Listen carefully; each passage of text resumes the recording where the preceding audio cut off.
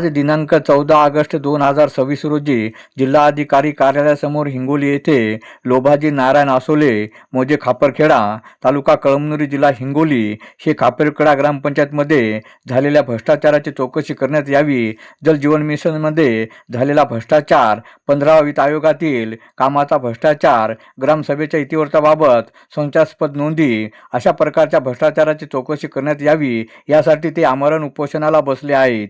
Arun Dipke, TV7 Hingoli. लोभाजी Narayan आसोले, गाव खापरखेडा, तालुका कळमनुरी, जिल्हा हिंगोली. तसेच आपले 15 वित्त ते तसंच झालेलं आहे. कागदपत्रे झालेली आहेत. जसं पांढरं ते पाठरपूट ते बी तसंच झालेलं आहे की बा सगळे कागदपत्रे पाया गेले चौकशी करू शकत नाहीत. वारंवार हे घेत असतात, काहीच करीत नसू शकत नाहीत साहेब लोक.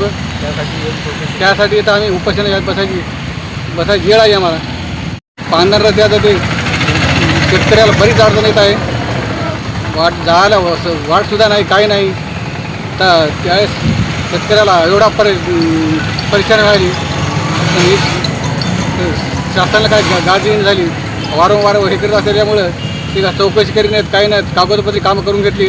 यानं लाखो रुपयानं बिलं उचलून शासनाची फसवणूक केलेली आहे. ग्रामसभेचे कागदपत्री असे केले की एकच पेन 5 वर्षे पुरली की एकाच हाती लिखित केलेली आहे का एका रात्रोरात आणि ते कागदपत्री केलेली आहे.